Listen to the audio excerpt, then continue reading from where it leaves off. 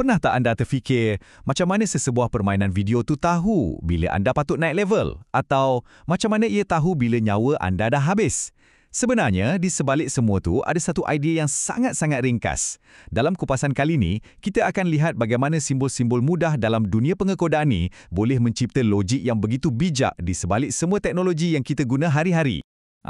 Ini soalan paling penting kan? Macam mana komputer boleh buat keputusan? Dia tak ada perasaan, tak ada gerak hati. Dia cuma ikut arahan.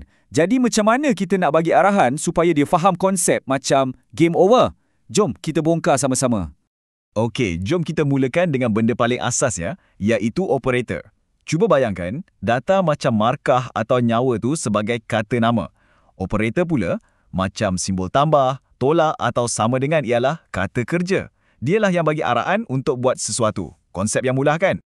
Perkara pertama sekali, permainan kita ni kena pandai mengira. Setiap kali anda kutip shilling, kalahkan musuh atau hilang satu nyawa, sebenarnya ada satu pengiraan matematik yang mudah je sedang berlaku di belakang tabir. Simbol-simbol ni semua nampak biasa kan? Memang sama macam yang kita belajar dalam kelas matematik. Dalam pengekodan pun, fungsinya sama sebiji. Bila anda dapat bonus, kod dia mungkin skor tambah 50. Hilang nyawa, itu nyawa tolak 1. Semuanya dipacu oleh operator matematik yang asas ni. Okey, soalan pantas untuk anda, berapa baki bila 10 bahagi 3? Jawapannya, 1 kan? Dalam dunia pengekodan, mencari baki ini sebenarnya sangat berguna dan ia ada operator khas untuknya.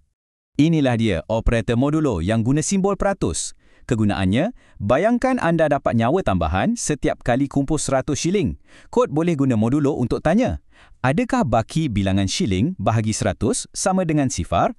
Kalau ya, maksudnya anda dah kumpul cukup-cukup 100 shilling. Dan ding, dapatlah nyawa tambahan. Pengatur cara ni, diorang memang sentiasa cari jalan untuk buat kerja dengan lebih cekap. Jadi, daripada tulis skor sama dengan skor tambah 5 banyak kali, mereka guna jalan pintas macam skor tambah 5.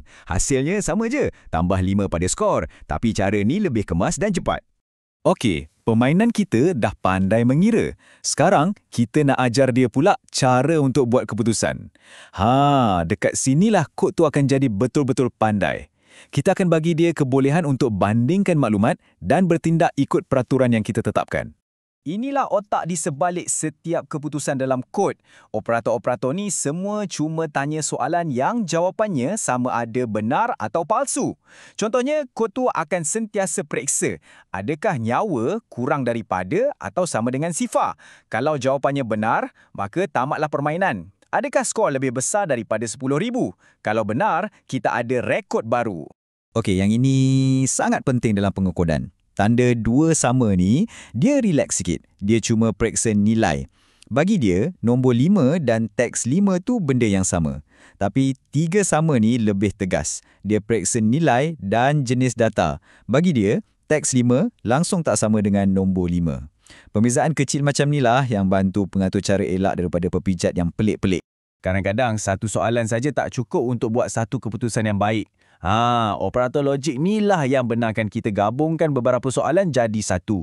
Dengan cara ni, kita boleh cipta peraturan yang jauh lebih kompleks macam yang kita akan tengok sekejap lagi. Ini contoh paling senang nak faham. Operator and ataupun dan, dia perlukan kedua-dua syarat dipenuhi. Anda mesti ada kunci dan anda mesti tengah sentuh pintu. Kalau salah satu syarat tak dipenuhi, pintu takkan terbuka. Macam itulah logik dalam permainan dibina satu persatu.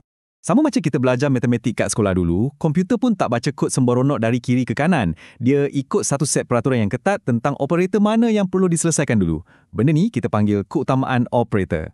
Ingat lagi tak BODMS masa sekolah dulu? Kurungan, darab, bahagi, tambah, tolak. Konsep yang sama terpakai dalam pengekodan. Operasi darab akan sentiasa dibuat dulu sebelum tambah, kecuali kalau kita letak kurungan untuk ubah susunan tu.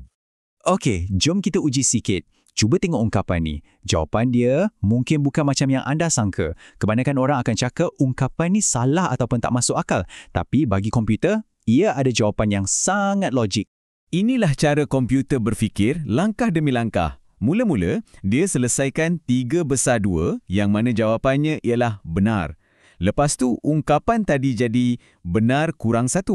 Dan di sinilah magicnya, komputer akan tukarkan benar kepada nombor 1. Jadi soalan terakhirnya ialah, adakah 1 kurang 1 Jawapannya sudah tentulah palsu. Menarik kan? Jadi, kita dah tengok operator matematik, operator perbandingan dan juga operator logik.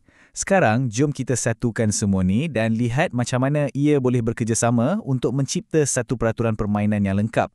Cuba perhatikan macam mana kod ni gabungkan semua benda. Kita guna operator perbandingan macam lebih kecil atau sama dengan dan lebih besar atau sama dengan untuk periksa keadaan semasa dan kemudian kita guna operator logik NN untuk pastikan kedua-dua keadaan tu mesti benar. Barulah pemain boleh menang. Inilah caranya peraturan yang nampak kompleks dibina daripada blok-blok binaan yang mudah. Jadi, lain kali anda main permainan, guna mana-mana aplikasi atau nampak lampu isyarat bertukar warna, cuba ingat, di sebalik semua tu, ada satu set peraturan logik yang sangat ringkas yang dibina guna operator-operator ni. Ia macam bahasa universal yang ajar mesin cara untuk berfikir. Cuba fikirkan, apa lagi agaknya sistem lain dalam hidup kita yang sebenarnya dikuasai oleh peraturan logik semudah ini? Mungkin anda akan mula perasan ia ada di mana-mana.